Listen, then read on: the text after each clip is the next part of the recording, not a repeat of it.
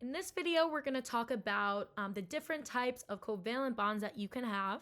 So in the last or a later video, we talked about the three major types of chemical bonds. So we have our ionic, we have our covalent, and we have our metallic. Now, if you remember that underneath covalent, there was a few other subtypes. So that's what we're going to go over in this video. So the first thing is a nonpolar covalent bond. So this is going to form between atoms with the same electronegativity. Okay, so two atoms, or two nonmetal atoms, I should say, that have the same electronegativities. This means essentially a diatomic molecule. So it's two of the same atom, two of the same nonmetals, and they have the same electronegativity. So in a nonpolar covalent bond, electrons are going to be shared equally. We call this equal sharing of electrons. We can also say even electron distribution. So if you kind of see in this picture here, we have an H2 molecule. So we have one hydrogen atom here, covalently bonded to another hydrogen atom. And this red kind of just is trying to represent the distribution of the electrons between them. Okay, so remember that for covalent bonds, these atoms are going to be sharing an electron pair. So these hydrogen atoms are sharing that pair, and because these atoms have the same electronegativity, or they have the same tendency to attract electrons to itself, these two atoms are basically going to be pulling on these electrons in the same amount, okay, causing this electron distribution to be even. So it's kind of represented by like this oval, okay? So electrons are shared equally in these nonpolar covalent bonds, which would be any kind of diatomic molecule. Okay, so what if it's not a diatomic molecule? What if those two atoms in the covalent bond have different electronegativities? Okay, well, we call this a polar covalent bond. This forms between nonmetals with different electronegativities. And because they have different electronegativities, the electrons are going to be shared unequally, or there's an uneven electron distribution between those two atoms in the bond. So one atom with a higher electronegativity value, like oxygen, is going to be pulling these electrons that are shared in the bond closer to itself.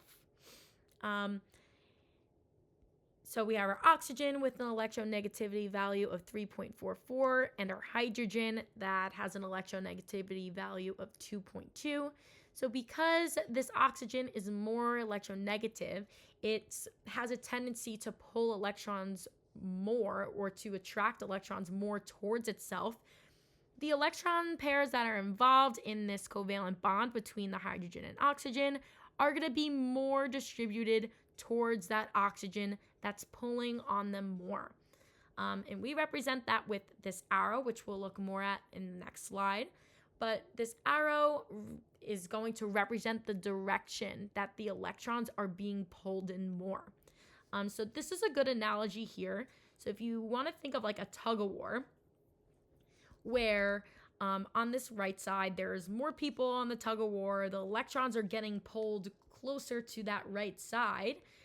So this would be the more electronegative atom in the covalent bond. And on the left side, it has a lower electronegativity, so it's not pulling those electrons more. And in turn, this causes those electrons, those shared electrons in the covalent bond, to be pulled closer to that more electronegative atom.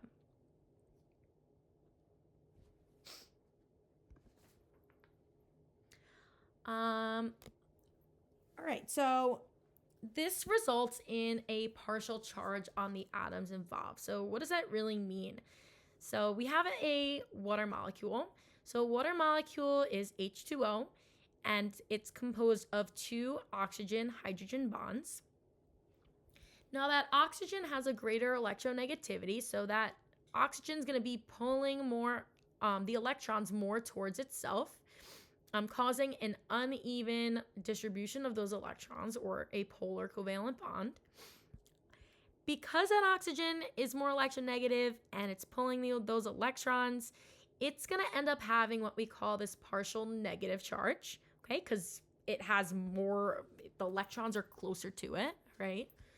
And that would leave these hydrogen atoms to have this partial positive charge because the electrons are getting pulled farther away in this chemical bond, in this covalent bond.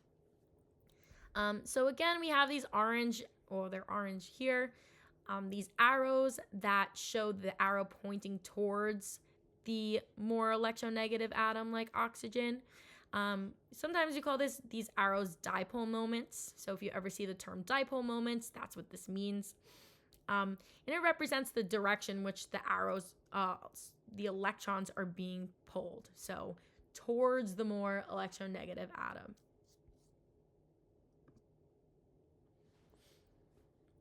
Okay, so we also have coordinate covalent bonds.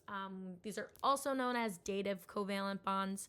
However, you'll see it more often as coordinate covalent. We don't talk about these too much this course, but it is important you know them just in case. All you need to know is a covalent bond in which both electrons in a pair come from the same atom. So for your regular covalent bonds,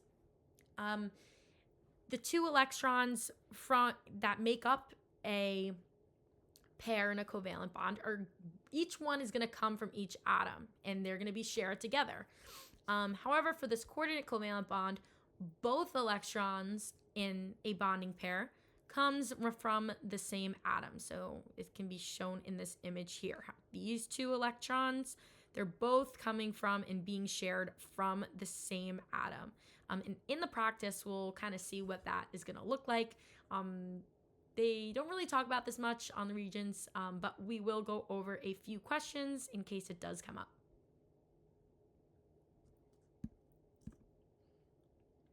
Okay, lastly, we have covalent network solids. So more often, your regular covalent molecules are typically soft and they have low melting points and boiling points. However, sometimes covalent molecules can create these network solids.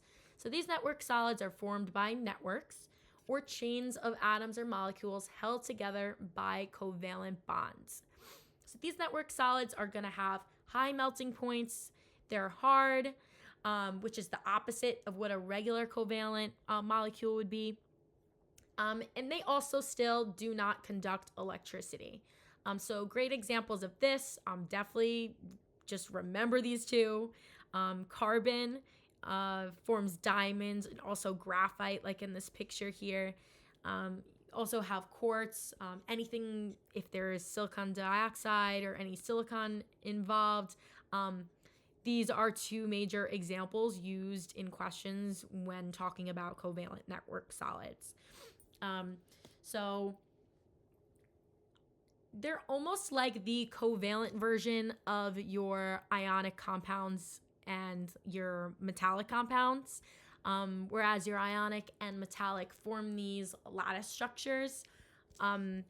This is the network solid is like the covalent version of that. So it's when nonmetals are going to be covalently bonded and kind of form these geometric complex structures that result in them having high melting points and being hard. However, again, they still do not conduct electricity. And yeah, that's it.